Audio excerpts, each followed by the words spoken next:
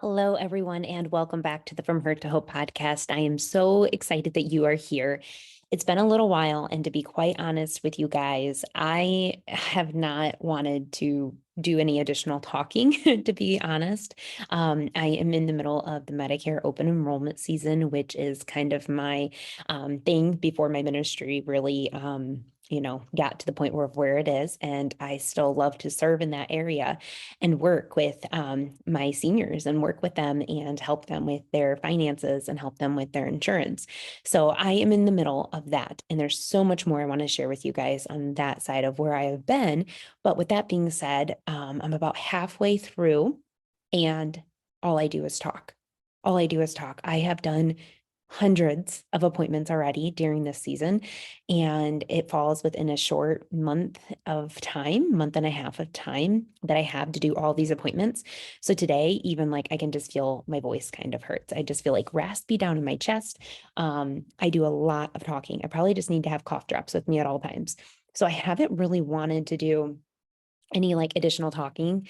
And my brain is about maxed out. I have so much on my mind that I just don't know if I even have the energy to like be producing content right now. So I wanted to be able to come back on here and just chit chat with you guys a little bit today about how there are just things that I know in my soul, and there are things that I love, and I'm really trying to piece together this I don't know, I'd say like this mosaic or this masterpiece of where God has placed me in my life and where he's taking me in my life and what he wants me to do. And I'm working on that, but I'm like, well, why wouldn't I just like do it in kind of, that was a dog, do it in kind of a therapeutic setting, like where I can talk with you guys through it, talk about my journey this far, how God has made me, but then also, in my mind, I'm saying it out loud and piecing it all together. And just, I know God has made this a really beautiful journey, but sharing with you guys so you guys know a little bit more about me. So with all that being said, I want to talk to you about something that somebody told me years and years and years ago. And I know that it's kind of funny because you've heard the word over and over and over again. But it is something that I was told probably when I was about 16 years old. So I'm going to be talking about being an old soul and about how somebody had told me when I was working at one of my first jobs about how like they like looked at me and they're like, you have an old soul. You're like wiser than your years. I'm like, I don't know what you're saying, but they're like, you're an old soul. You're not just quite like every other 16-year-old girl. Like you're an old soul. Like the things I love to do are old things, I guess. I don't know. I mean, that's why hanging out with my Medicare clients, ouch, puppy. Maybe that's why hanging out with my Medicare clients is just so much, easier for me. And maybe it's why I hit it off with them. Maybe that's why I talk all day long with them. Because, oh my goodness, I'm serious. Like I just talk all day long. It's like all I do, all these appointments. So somebody told me years ago that I was an old soul. And then it's so funny that my sister ended up naming her business Old Soul because she is definitely an old soul. She's like an old sweet soul, and I'm like an old sassy soul. And I just kind of, say it how it is with her. But so she ended up naming her business Old Soul.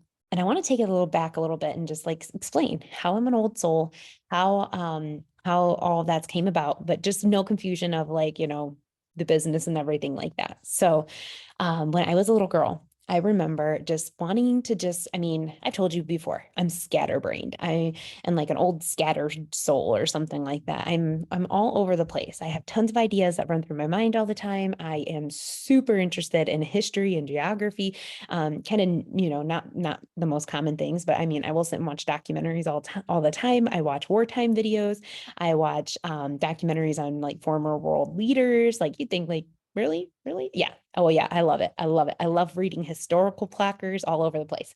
So even when I was a little girl, I was super, super, super curious. I think that was what you could call me. I was a very curious kid. I always had a lot of energy. I had a hard time sitting still. Give me something that I was passionate about learning about, and the like sky was the limit. I was so excited to learn, but give me something that I wasn't passionate about learning about, and it was really hard for me. So I remember when I was a little girl, and I've never really shared this, but I remember when I was little, probably about I want to say second, third grade, probably right in there. I had shared with you guys before that I that I had an IEP and that I struggled in school. And I went to a smaller private school. So the resources and the services for me, like it just wasn't very good. And it's actually kind of pitiful looking back at it. Just because I think they really let me fall through the cracks and it was just really a really, really difficult time in life. But one thing that they did end up setting up for me was an IEP. And when they did that, what ended up happening is as I was removed from my actual classroom and taken off for services. And it's nothing like what it was, nothing like what it is now in school. Like that is so normal to be taken from the classroom and to be pulled out into the hallway and to work with a teacher one-on-one. That is very normal. But the school I went to, for one, it was very small. I want to say they like got some state help, but not very much. But then it was like they didn't know exactly what to do with some of the kids that needed to be on IEPs. So I was removed from the class. I remember there was probably only one other student that was taken from our grade level, and we were taken out to like what we would call a like trailer. And like, I'm not even kidding. It was a trailer across the school parking lot.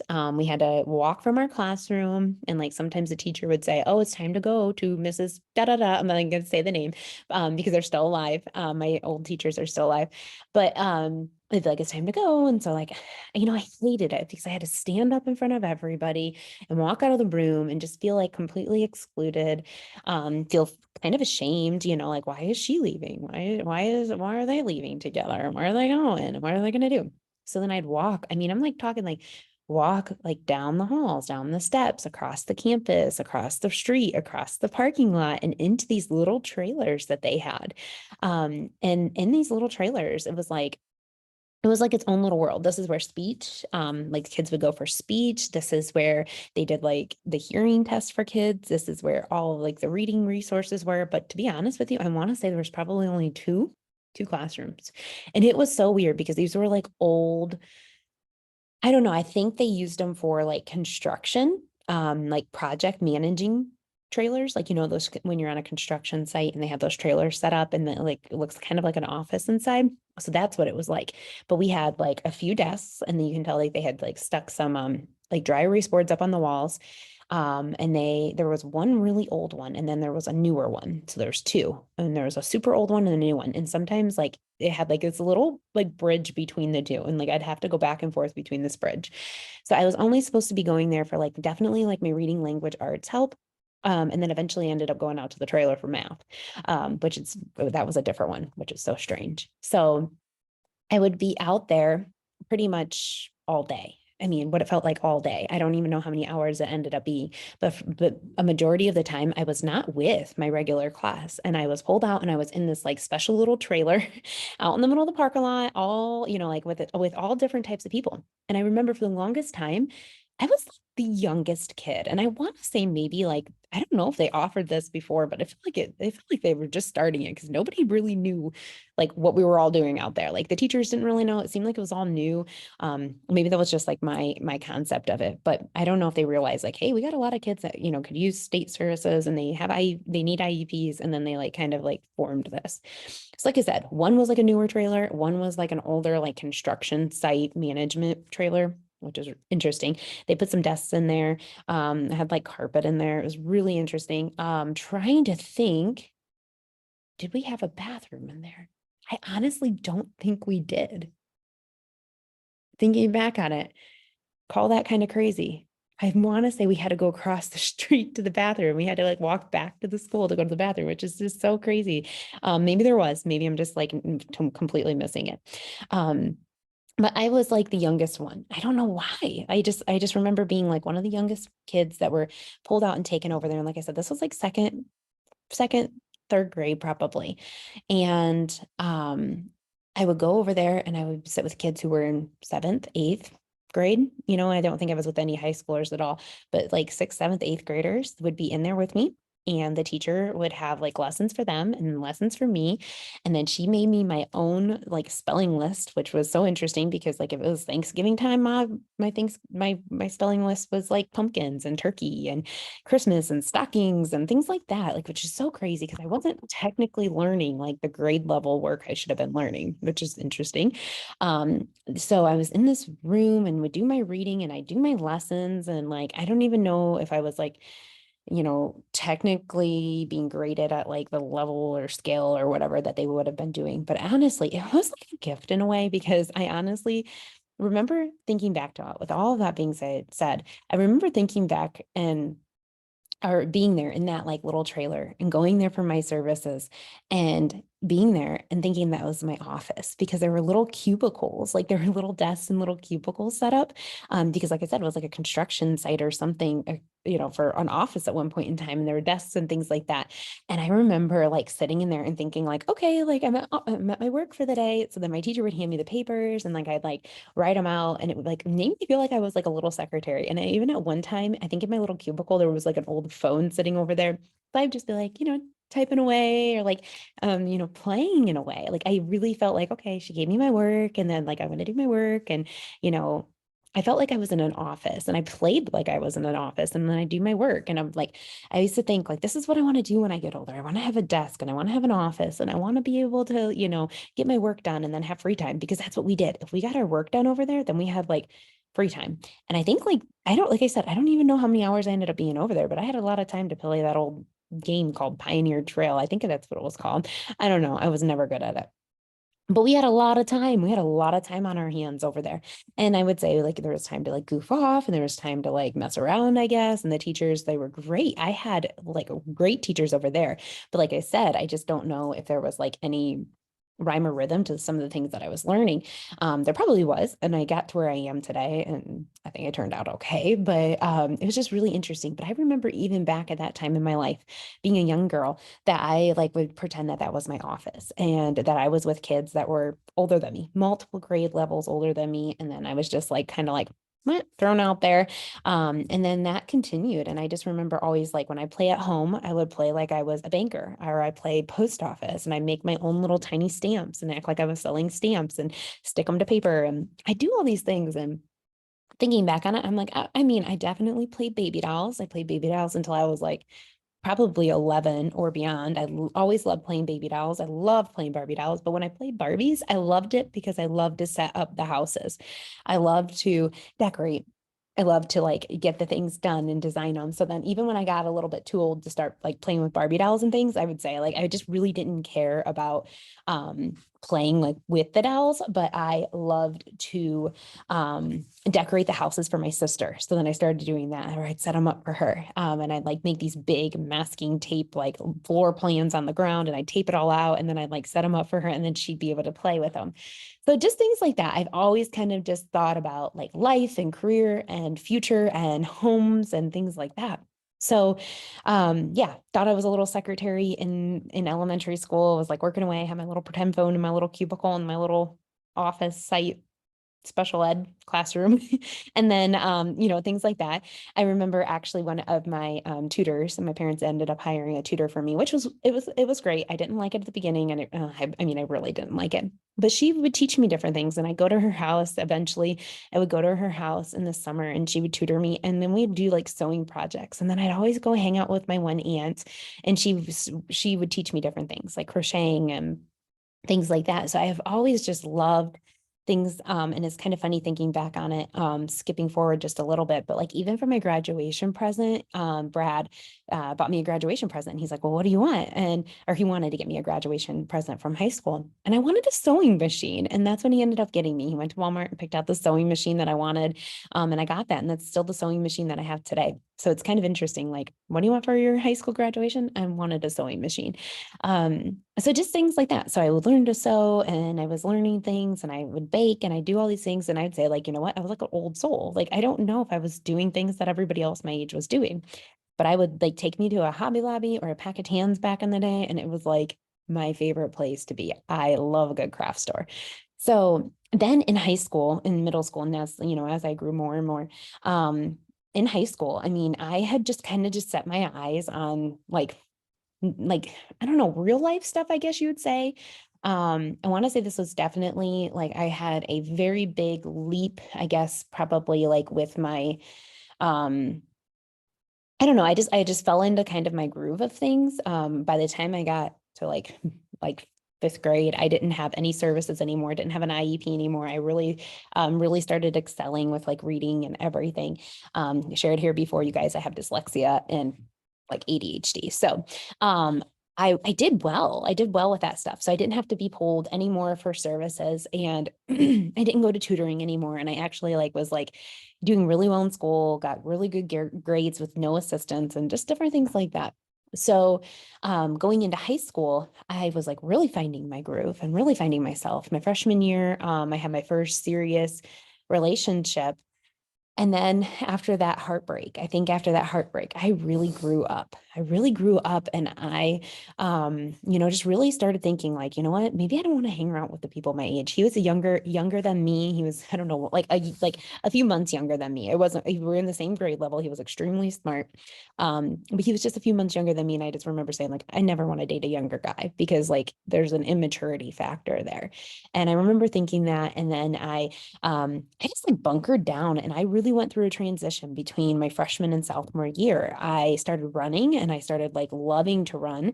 And it's so crazy to say that now because I went through like some weight loss. I had had a surgery, and it really had helped me be able to get like on the track physically at that time. And I'm leaving that very vague, but I could share more on that one another day.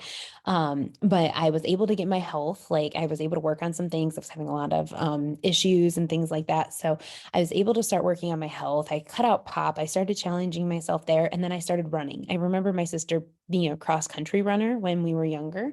And I remember watching her run, and I know I do remember like watching her thin down when she would run. So I remember my freshman year, I finished my softball season and I was in decent shape, not like the best shape. But that summer, I just decided to keep running.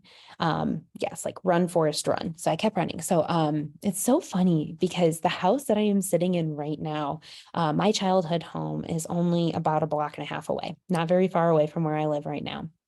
And I ran by this house hundreds of times. I remember like I would just like set out, and I would like after I had recovered from the one surgery that I had, I remember like still loving to run. It was a little bit hard, but recovering from the surgery, but I ran by this house all of the time. And I knew from my house growing up to one of the churches up on Main Street, it was a mile there and then it was a mile back. And I remember I would run that. And people would say like, hey, I seen you running last night. And everybody would beep. And it's like, everybody seen me run all the time. It was so interesting. But I ran by the house that I live in hundreds of times. And I fell in love with that. And I just fell in love with fitness and running and working out. And like I said, I challenged myself. I stopped drinking pop for that season. And I loved it. I loved it. And I went home, and I remember like I had kind of just like lost my very best friend during that, my childhood best friend. We had just kind of we had a falling out, had my first heartbreak. And that summer was a big transition for me. It was taking back my health and working on things. But you know what? Another thing I realized is that summer, I don't think I seen anybody. I think I did driver's ed that summer. But besides that, I don't think I really seen anybody else, just because I bunker down, just because I was recovering from a pretty major surgery, just because I was, I just was hurt by the people my age in a way. And I didn't have a lot in common with them. And I was tired of like the gossiping and the pettiness and like the drama and things like that. So I bunkered down with my family that year, and I like just sunk into that. And I was just like, my sister was in college, and I was able to visit her some, and I would go out there and stay with them. And then I just wanted to be with my family. I wanted to be with my family. And that's what I did. That was my freshman into sophomore year. So then going into my sophomore year, I got my first job, and I had started working. That was working at a local hardware store, and I loved it. I loved what I got to do there. I was just really like a girl in the middle of this like, I don't know, where you wouldn't think a girl would work in a hardware store. There was a gift shop, and it was amazing. But I also realized like in the real world, like, this is people's jobs. This is where they go to work every single day. And I'm here like after school, and here on the weekends. But that was my very first job. And when I was working there and things like, I seen a lot of real life stuff. I seen people who like were coming in at the last minute, 5 minutes before close, because their hot water tank went out. And if they didn't get in there, they were going to like have no hot water and things like that. So I seen like life crises. I seen people who lived like on the income that they made at the hardware store. I seen a lot of things. I mean, I'm pretty sure there were people who were probably using drugs when I was working there, and just all kinds of things. And I would go there and I go to work after school. And I remember I worked the 4 to 8 shift. So I get out of school at like 2:30, 3 o'clock, go home for a few minutes, get changed, and then go into the hardware store. And I loved it. And I had a savings account. I was such a little saver back in the day. I had a couple $1,000s in the savings account. I was able to buy some things that I wanted. I started paying for all my own clothes and doing that kind of stuff. So I mean, I definitely like wasn't like blowing all the money I had, but nobody was telling me to save it. It was just something that I did. It was just something kind of like I innately knew how to do. And I just started doing it. So then I worked there, and that's when my friend Leah had ended up saying to me, like, you're such an old soul. You're an old soul. And I want to say that yes, she was. So her and another lady were pregnant right around the same time. And I remember just like meeting them and kind of like walking with them through their pregnancy journey and like watching their bellies grow. And I was like 16 years old, and they're like in their 20s, and in relationships and have their own homes and things like that. And watching them like go through their pregnancies and talking with them about that, and them sharing about their appointments with me, and just like learning so much stuff. And I remember like her telling me, like, you're such an old soul. Like, you're such an old soul. I'm like, what's an old soul? And I didn't know if it was an insult or compliment. She's like, it's a compliment. But I remember, I mean, even to this day, most of my friends were not like the same exact age. I just didn't fit in with the people who were my age. I had a few good friends, at school, but like I said, I had a falling out with my very best friend. I couldn't find like my groove, couldn't find out who I fit in with. I would rather be working on the weekends to like make money, and because it just felt better than trying to go to like football games and high school parties and things like that. I did go to those occasionally, but still, in the meantime, I knew kind of what I enjoyed doing. I like to be home with my family. I like to just kind of bunker down at home and just hang out there. So with all of that being said, I was told I was an old soul at 16 years old, and it's just kind of stuck in the back of my mind. And then I would say going into the next couple years, finishing out high school, I I remember, so started dating Brad at the end of my sophomore year. So I was already working, already had that savings account, was already, at my job for over a year at that point. And we got together, and he's older than me, just a little bit older than me, but he was older than me. That was one of my rules. I didn't want to date a guy younger than me, but I remember getting with him and just thinking, oh my goodness, he has a lot of growing up to do. There's a lot of things he doesn't understand. He didn't have his own bank account. He didn't have a driver's license when I met him. So I was driving him everywhere. I was like, you're gonna have to get a job. Like, this isn't gonna work if you don't have a job, because I work really hard. So he ended up like, really, I guess we'd say like kind of like maturing and growing up, and like kind of just falling into a group, because, he was going into his senior year. And I was like, this is, you got some stuff to get done. And we really quite honestly didn't know if he was going to graduate, because he struggled in school too, but nobody was like really helping him with things. So I remember my junior year of high school, I pretty much did all of Brad's senior year of high school work. I did all his papers. I helped him with his assignments. I did so much of his homework. Now looking back on it, seriously, I feel like I graduated high school twice. Like, they should have had a graduation party for me when they had his graduation party, because I did so much stuff, even to the point where I went to the teachers at my school, and they were working with Brad. My teachers from my school, we did not go to the same high school. My teachers from my school, I initiated conversations and meetings, and they met Brad and they would talk to him, which was just so, now looking back on it, I'm like, dang, I cannot believe I did that. And I remember, and he's still a great guy to this day, the teacher that I had kind of like paired Brad with. And oh my gosh, it's just so funny. I'm so stinking funny. So that was my junior year. Brad graduated then right after that. But then going into my senior year, oh my gosh, I was such an old soul, such an old soul. I shared with you guys before here, like Black Friday was like my jam, and I loved it. And it was when like Black Friday was really starting to get popular, I would say, as far as shopping and things. But I remember my senior year, that Christmas, I had a big savings account, and I was buying all of my things my senior year's Christmas. This would be Christmas of '08. Brad had already graduated. I was buying all the stuff I wanted to take, like, and put in an apartment. So I was buying all my blankets and towels and dishes and just everything. I bought everything I would have needed. And I got a lot of great stuff on like Black Friday deals, and I got like a griddle, and I got all these things. And it's so funny because we still have those bath towels. Seriously, we still have those bath towels, which is so funny. So I'm just like laughing because that's how many years ago? That was almost like 14, 13, 14 years ago now. Um, so anyway, so I bought all this stuff like around Christmas time, and I put it in my base, I put it in a box in my bedroom closet, like in my childhood home. And it was like all ready to go for like when I get ready to move out. So I didn't know exactly what I was going to do. I didn't know if I was going to go, I was like really like focused on going to college and things. But at some point, I want to say it was the fall of my senior year. So before Christmas and everything, my high school counselor came to me and had said, I was so strange because she had like, I think she sent me an email, and then I went down to her office, which I never really went to the office. Like I never really went to the guidance counselor's office. I think she helped me do a couple things with like college and like my ACT. But I did not go down there very much. I did not visit her much. It was like curriculum stuff. The only thing I would ever go in there for.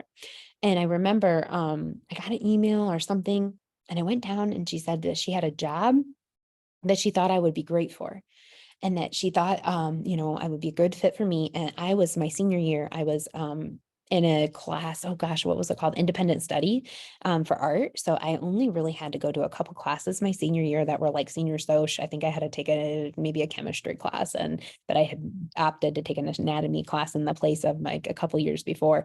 And then I had to take an English class, and that was it. So I think I had 3 classes that I actually had to go to. And then I took a art class. I took art. So I had like a whole bunch of art classes. I had study halls, and like by the end of it, I think I was able to leave early because all my classes were done. I want to say I could leave by lunchtime, but I was not in any type of independent class. And I wasn't in any type of like career class where I was getting credit for working, which looking back on it, I was like, well, I guess it didn't matter anyways. But I didn't get credit for leaving early, and I would just went to my job. I didn't have like that class that would give you credit for working. Which is so funny because I totally helped another guy do that. We just had a guy a few years ago, Sethi, if you're listening to this, his senior year, he nannied for me, and he was my assistant. So I was his employer, and we got him credit, and he got to leave school early and come over and help me out. Oh, goodness, so funny. And Brad did that too. Brad got to leave school early for work, and he'd leave school and go to work. And I should have done that, but I didn't.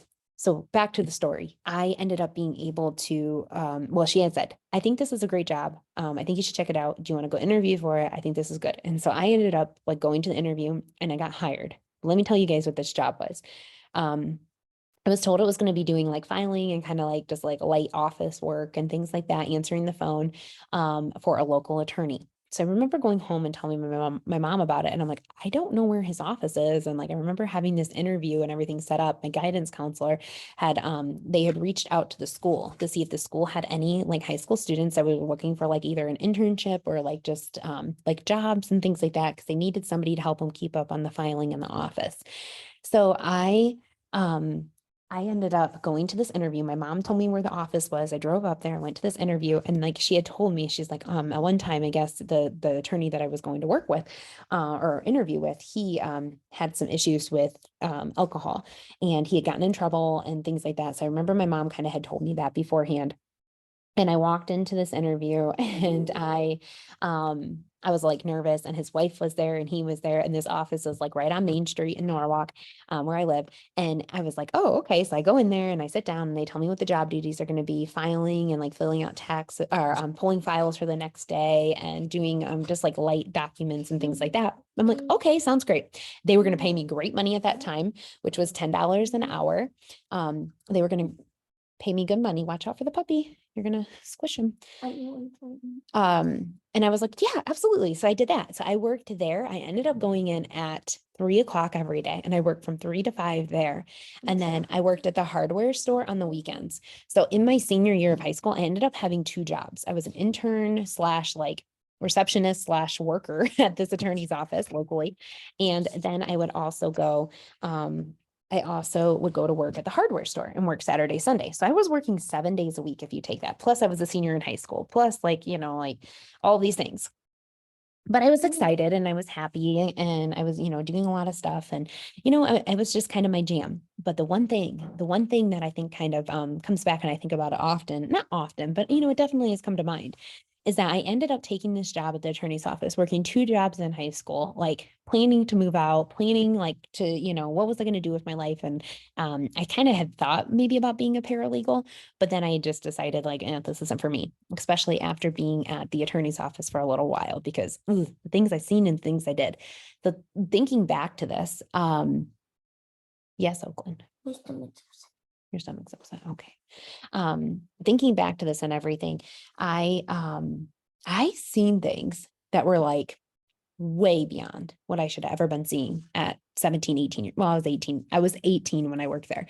I was seeing things that I should have never been seeing. I was exposed to things that I like were really, really tough, because what started out as like just doing the filing ended up turning into me doing all of the notices when people would have court. And so then I'd have to send those out to them and let them know when their court dates were. I did all the court scheduling. I started prepping and doing all of the divorce court forms. So I was putting in people's information. It was a lot of data input, but I did that. And it didn't take long before I started doing all the office billing. Like, I don't even have any idea what I'm doing, but people would have invoices, they'd owe the attorney, and I was doing the invoicing and I was doing the billing, and I was like 18 years old.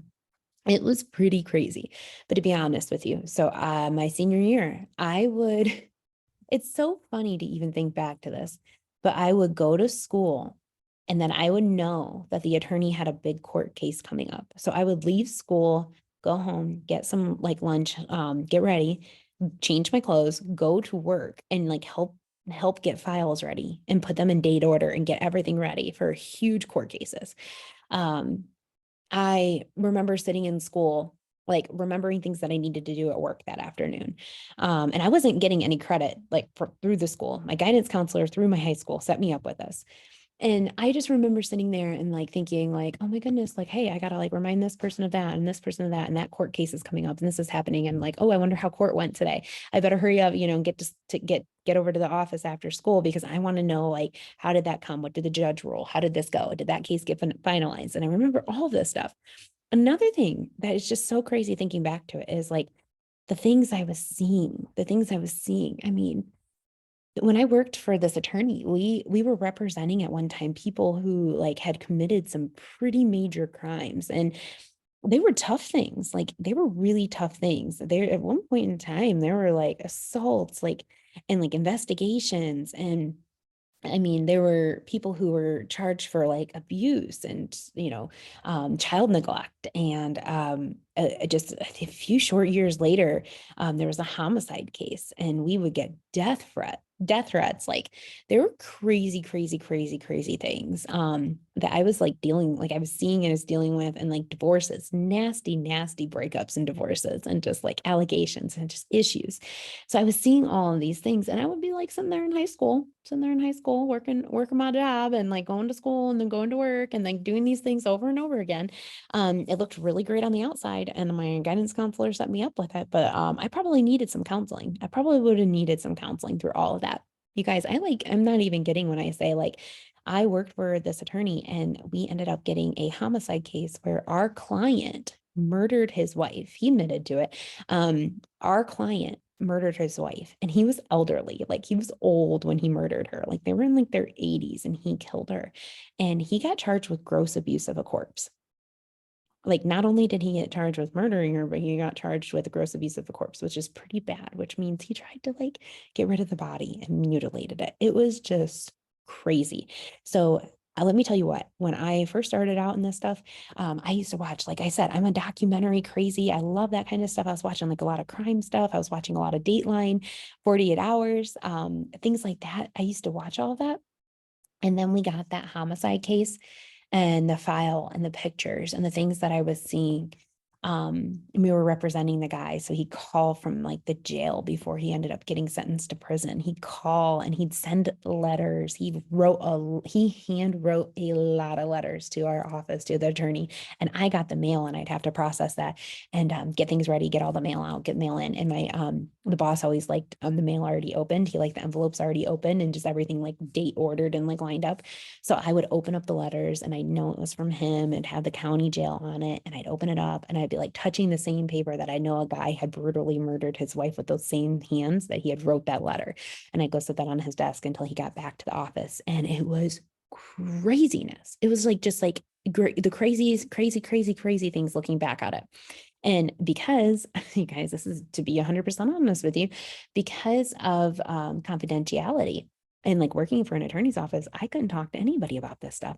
I couldn't talk to anybody about the things that I was seeing and the things that I was like dealing with. So my parents, like they kind of, I think they honestly thought and I was going to work and, that was it. My dad had taken his job far away. So my dad wasn't really like around to know exactly what we had going on in life. And we weren't as close during that season as what we are now. We were close, but it was just a really rough patch in our family personally, between my mom and dad and just life stuff happening. But nobody was asking. Nobody knew. My sister was off I think she was finished with college at this point. So she was off working probably full time and things like that. And I remember just, oh my goodness, I just remember like not being able to talk to anybody about this stuff, seeing these types of cases, processing these kinds of things. Oh, and back to it. Like I said, I used to watch like Dateline. I used to watch 48 Hours. I used to see all those things. I used to watch that stuff. And we got that case and just seeing those pictures, seeing the pictures of an actual crime scene are nothing like the TV shows. They're nothing like it. And this is real and this was raw. And this was like right here in the county that I lived in. And it was scary. And I know for a fact, oh gosh, I know for a fact there were other cases that the attorney I worked for, there were boxes down in our basement. And I would have to go downstairs and like file away boxes from old years or had to have to go down and pull up cases from other years. And there were boxes with videos and pictures, tons and tons of pictures of previous homicide cases that were in our area. Big ones, big ones that had a lot of controversy around them. And I remember like those files would be down there. And occasionally I have to go down to the basement, crawl down in this like super old basement, like 100+ year, like well over 100 years old basement, had dirt floors. We had pallets down there. We would store a lot of files down there. And I had to go down there and I'd have to like find the file and then I have to pull it up and then I have to bring it up because he would have to go back and see like, oh, like how did this go? And how did we word that? And how do we do this? And you keep those documents. So everything was completely confidential.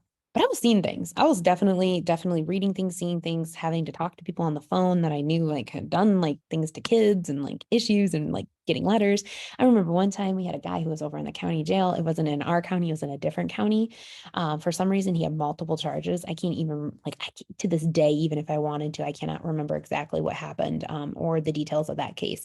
But he hated us. He hated us at our office because he was court appointed.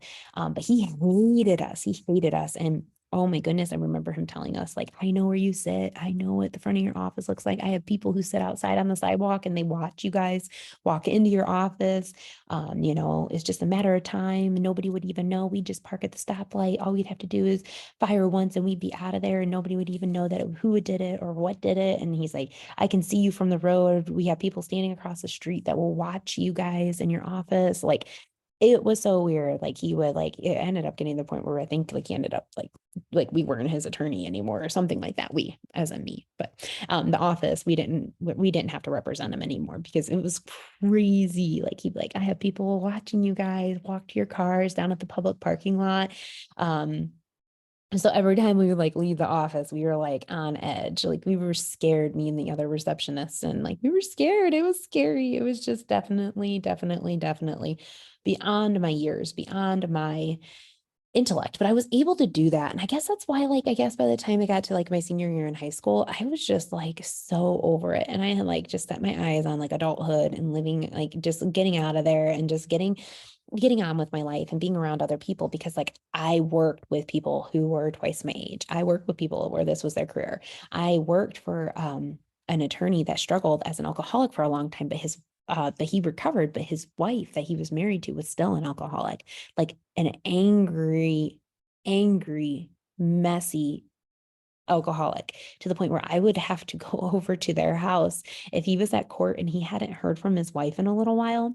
And if she was on like a drunken binge, I would have to leave the office and walk to their house. And like there were times I would walk in and like find her like laying on the bathroom floor. There were times where she would come back over to the office because it was within walking distance. She'd come back over to the office and just like scream at us and cuss at us and like make a big scene in the office and tell me how stupid we were and like all of these things, especially the other secretary. She was downright just like harassed. It was pretty bad. But we would know. We know when the wife was doing well, and we would know when the wife was struggling. It was really, really, really, really difficult. I was dealing with things in life that were just wild, like wild beyond my years.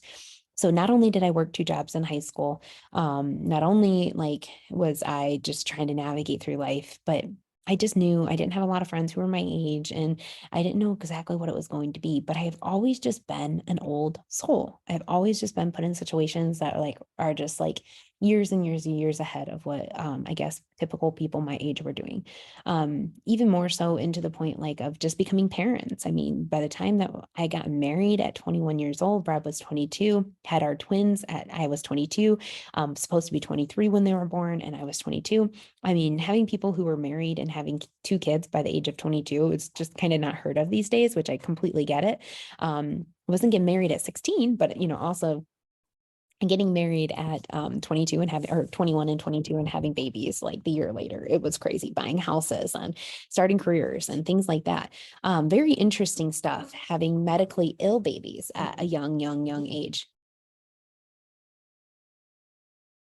Story of my life, coming back for take two because the puppy was gonna throw up on the couch and then almost threw up on the carpet and had to clean that up and let him out and all that. So and get him food. Oh goodness. Oh my goodness. This is just a day, right? Oh, kids. So with all of that being said, I guess long story short, I just like long story longer, long story shorter. I'm not sure which way this is going. But I just seen things. I seen things, I dealt with things, went through things in my life. Right now I'm sitting on my heating pad because I'm that kind of old soul.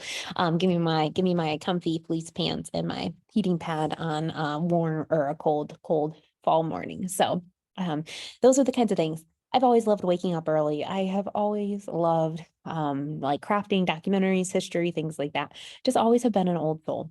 And I think that's why my sister and I hit it off so well. It's because she's older than me. She became my best friend, so young in life. And she was off in college and I was still in school. And we became really, really close around the time that she got married, just because, you know what? I just related with her, connected with her so much more than even people my age. Um, and that was okay. I think it was okay. I mean, I just didn't I didn't have like crazy desires to hang out with the people that were my age. I just don't know why. I mean, it's not that I felt like I lost out on my childhood because that wasn't the case. I had the best like experiences as a kid. But I also just, it was just kind of the way it was. I was always family oriented, always would go visit my papa and like talk with him and things like that. Loved love stories, loved family reunions, all of those things. So, anyways, what I'm saying with all of this is like, this was part of that journey. This was part of that journey. This was the beginning. This was like how God started everything years and years and years ago. Even how I was a little girl getting pulled out from my IEP services and feeling like I was like a secretary and working on things and loving that. And like wanting to have like an office job or a desk job or something, like answering phones and doing things. I don't know why I loved to do that when I was first really little. Or I think honestly, what it's formed into is like business, having a business and having like the ability to work on things like that. So I I did that, from a super young age, and then going into like the jobs I had in high school and being around the people that I had and having the life experiences that I had had. Those things were the very, very, very beginning of like getting me to the position that I'm in today and that journey. So I want to be able to share more with you guys. I want to share more with you guys about like the first businesses that I started and how I was such an old soul with those things. So that will be coming up in the next episode. This is going to be kind of like a little bit of a series that I'm doing, and to get into what I'm doing now and what I see now and what I'm doing now and what these missions are now. Shared with you guys many Main Street, but I also shared with you guys I like work on personal coaching and financial coaching. So it all ties together, and I just want to show you guys how God is weaving that together. But it's also really good for me to see how God has worked in my life and how He has planted these things and He has done these things like one after the next after the next. So share with you guys here a little bit about kind of just like how my soul is old, how I am, just one of those people. I see things a little bit differently. I've just like decided just to claim it and just say, I'm weird. I'm weird. I know it. I know it. I guess I'll just show it, those kinds of things. But I I also, in the meantime, just know that God has just done some amazing things. I mean, you don't set out to start your own business at 12 years old and not have some stories to share on how God has done some really amazing things in your life, because that was me. So I will share more with that soon, really soon. Planning on it, planning on just kind of making this into a series as my voice holds up, as my capacity holds up. I want to be able to share so much more with you guys. So stay tuned. I'm not sure how long the series is going to be, but I'm really excited to talk with you about this. Because maybe through me sharing these things and like being able to identify these things and talking about these ways that God has worked in my life, it'll help you see the way that God is working in your life. So until next time, guys, take care.